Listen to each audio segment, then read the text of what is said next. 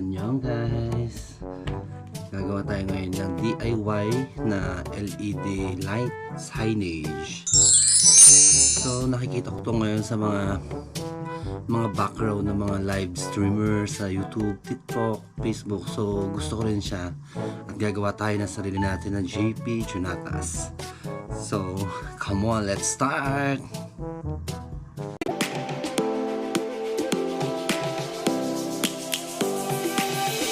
Lions roaring in the morning sun, searching for a longer day. People feeling like the light has just come. We must never stop the way. So, yan, bago tayo mag-start, eto na, nakaready na ang ating mga gamit. Ayan. Siyempre, of course, yung natin, LED strip na flexible siya. O, diba? So, sa kupang lang din nabili yan. Ito yan, yan. Tapos yung charger, 12 volts. So, ayaw ko kung anong charger yan. Ang ginawa ko is, pinutol ko na lang yung end niya. Ayan, pinutol ko na lang yung end niya. Pero na-try ko na siya, gumagana naman. Tapos, ayan, yung panghinang natin, o yung panghinang sa wirings. Mighty one, wire cutter, tapos yung sabala ng ito, yung sabala dito para magdikit yung wire. So ayan din ang ating drill. So ready na ang ating drill. Tapos ito yung nabili ko rin sa sakupang acrylic siya na hindi naman ganun kakapal para dyan natin ilalagay yung designs natin. Tapos may napili na ako actually yung design. So ito yon, pina-print out ko na rin. Dapat kasi usually dapat kulay green yung pipiliin kong LED light. So hindi na available sa kupang, kaya go na ako dito sa pink. Ito yung design niya, pina-print ko na siya. Pagdudugtungin pa natin. Ayan. So ayan yung magiging layout natin. Pagdudugtungin ko muna siya guys. Tapos ilalagay natin sa ilalim ng acrylic para dito tayo magbe-base dun sa para meron tayong pattern. O, ayan siya. Ganda sana kung green, ano. Pero tignan natin itong pink. Baka maganda rin naman itong pink. So, yun. Ididikit ko muna siya. Okay? So, ayan. Ayan siya. Nasa ilalim na siya ng acrylic. Parang totoo na, oh.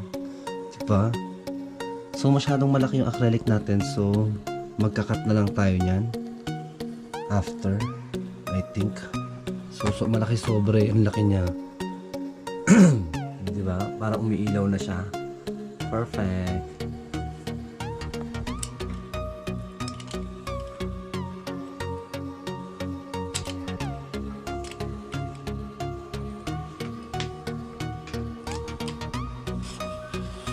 A few inches later. O ayan, nakat ko na siya. Maliit na siya. O diba? Sakto na siya dito sa pattern natin. Hindi naman ganun kaganda yung pagkakat ko, pero laban na yan. Hindi naman natin bibenta to, pang sa atin naman ito.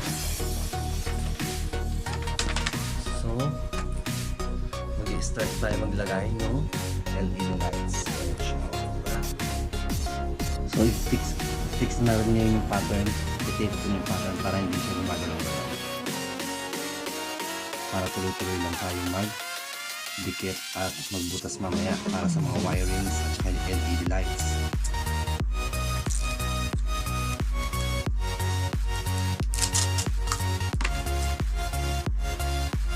So ayan, fix na siya, hindi siya gagalaw. So ayan, pakita ko muna sa inyo yung tunay na kulay ng ating LED na sana ay green. So sa ilalim na to, ayan yung mga kakabitan ng wire. Testingin natin. Sa ilalim ang negative.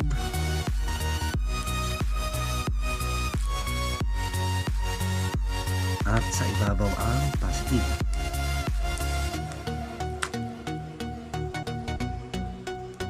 So ayan siya, ayan. Yan ang tunay na kulay niya. Diba? So let's get it on. Start muna tayo sa may J. So, kunin lang natin ang size niya.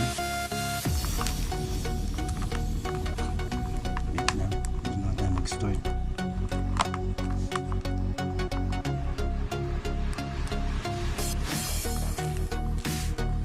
Tapos dito cut. So dito rin pala guys, meron pala siyang ano, may mga yung pwedeng i-cut lang. Yung mga pwede niyong pagputulan. Yan sa may mga block na yan. So cut. Okay. May naman tayong LED. And then after cut, testing ulit kung gumagana. Yan. So may naputol nga yung ano, lights. So may tayo sa J.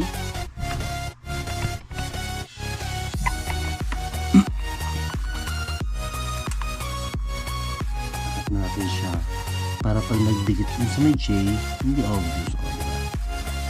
Ganyan siya. Pag nagdikit siya. Nice, diba? So, tapos magdidikit tayo ng wires dyan. Tapos butas dito sa may acrylic natin. So, gagawin ko na. So, guys, ayun na, maghihinang na tayo. Good luck. First time ko lang maghinang. Tingnan natin kung kaya natin maghinang.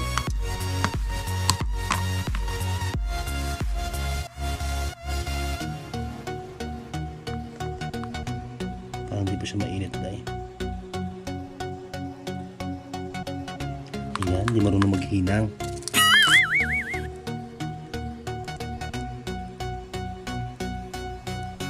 Yun, nilagyan siyang konti.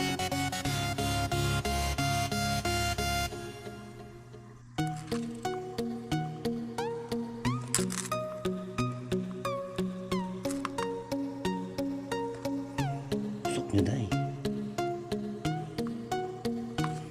hirap.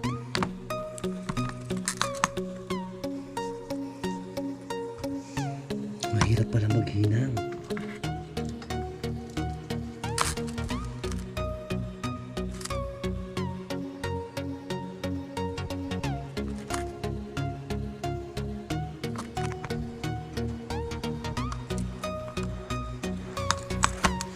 Hirap pala maghinang dahil.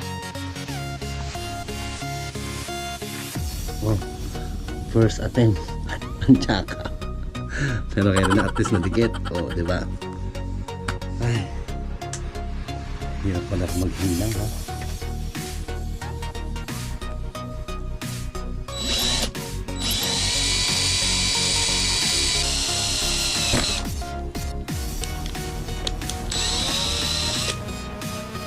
So yan sa butas para sa ating wire.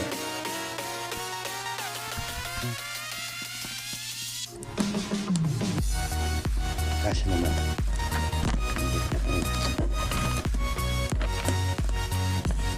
So yan, meron na tayong first wire. Start na natin siya idikit. So first, mulayin mo tayo ng mighty band. Sana umikit.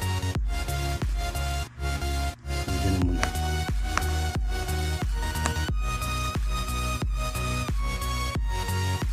Yan, ang bilis na dumikit ha. Fairness.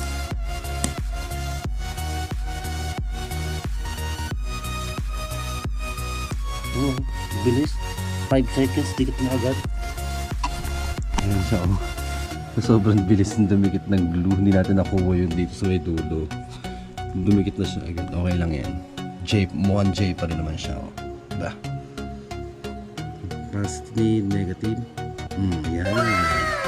Alas yung G-Law naman siya. 1-0. One eternity later. Guys, magdadalawang oras na ako. Ang dami ko na nagawa. Ayan. What? Pangalawang letter pa lang ako. Tapos, ang mga battery ng driller natin, low-bat pa, dalawa-dalawang low-bat. Ayan pa, isa low-bat din. Ito na isa low-bat din. So, paano yan? Anong oras na? Oh, it's already 1:52. 1:52 na guys. So, I need to sleep na. So, tapusin ko lang muna itong P. And then, bukas ulit. Mahirap pala maghinang din ha. First time ko maghinang, ang dali-daling panoorin sa video. Pag ikaw na palang gagawa, napakahirap. So ayan, meron ng isang battery, pwede na siguro to. I'll be back. The next day. So ayan guys, welcome to our second night. So last night, ang nagawa ko lang is J at saka P, 2 letters lang. So ngayon, this is my second night. So nandyan ako sa may J-O-N, diba? Naka 3 letters na ako. So let's continue lang. Kasi syempre, I have work 12 hours a day. So 11 to 11. So pag uwi ko lang, dun lang ako nakakagawa ng time para ituloy itong project ko. So hopefully matapos ko na ito. Pagpupuyatan ko na ito ngayon para matapos lang. So let's continue.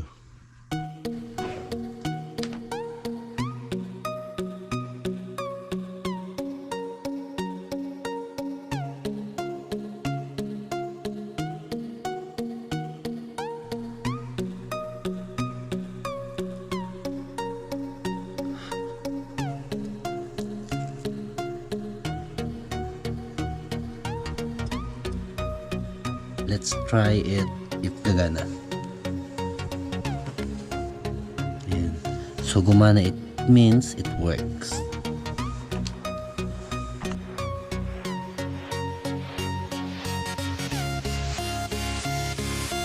Ayan, diba?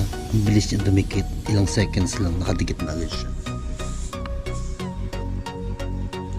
So ayan, 3 letters na lang and then we're done.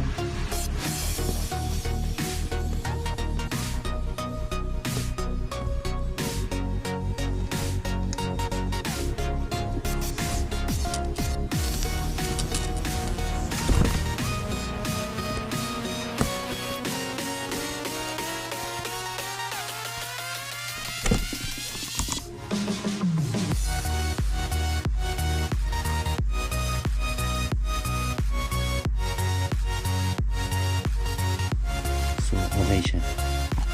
Yan. Sa wakas, last letter na. Yan. So, ito na lang yung last na nagdudugtong sa may S. So, finish na. After this, dudugtong na natin wire din sa may likod. Okay? So, tapusin natin ito.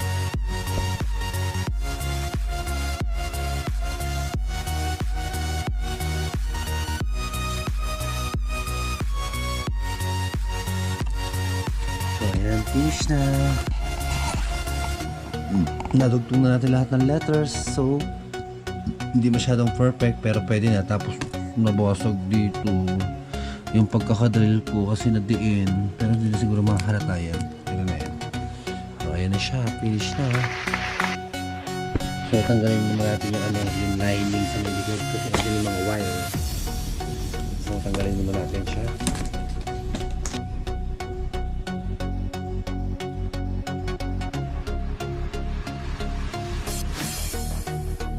Next, yung plastic naman yung tatanggalin natin.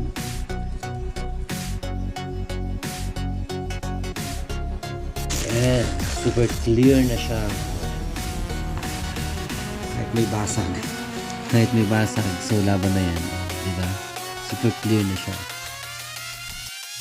So ayan guys, finally natapos ko lahat ng letterings, lahat ng letters. So ang kailangan ko na lang gawin is pagdugtungin at itago yung mga wiring sa ilalim. Tapos para makonect ko yung mga wires, tapos itatago syempre, of course. Ayan. Try ko na yung pagdugtungin yung wire sa likod at itago siya as much as possible para hindi siya kita din sa ating acrylic. Okay?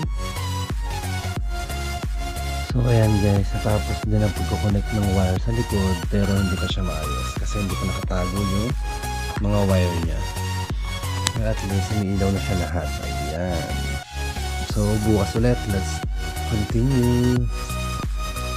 Bukas ulit guys, anong oras na? Umaga na, papasok pa ako bukas. So bukas ulit, tatago na lang yung mga wire tapos linis na lang. Okay, bye. The next day. So ano guys, final. So tatago ko na lang ulit yung mga wire sa likod. So kasi kanina ito hindi umiilaw yung kamay ng A dun sa taas last. So ngayon kinabit ko pa. So ayan na siya. So tago ko ulit yung mga wire dun sa likod. Kasi ayan, makikita nyo. Ayan pa yung mga wire niya. Dito siya nakafix. So, ayos ko muna siya.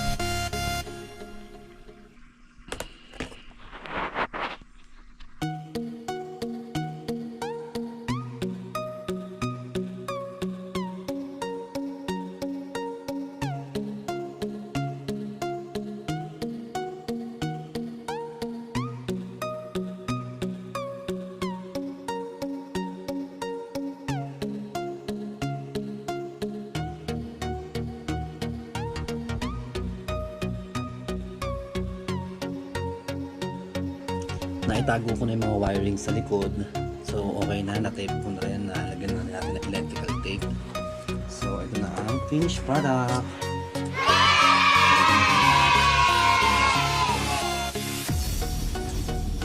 Malinis. So, gagawin din natin siya ng butas para pwede ihang sa wall o kung saan man natin siya ilalagay. So, saksak natin guys. Tara! Finish na sa wakas. Tapos din. Tapos din. Diba? Ganda. Lahat ng thumbnail.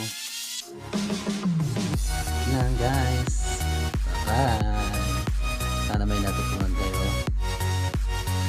So, yun lang guys. Sana may natutunan kayo. Hindi rin siya madali, hindi rin siya sobrang dalian. Mahirap din na mo dalawang gabi ginawa siya. Wala rin isang time kasi katrabaho. So, pero in fairness, at least sa tapos ko, nakatipid tayo guys. Mahal na to ha, nag-canvas ako. Sobrang mahal lalo sa Pilipinas.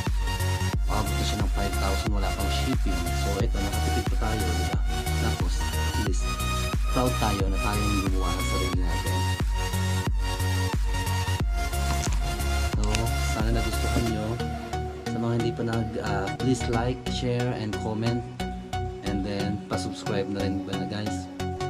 So, annyeong. Bye!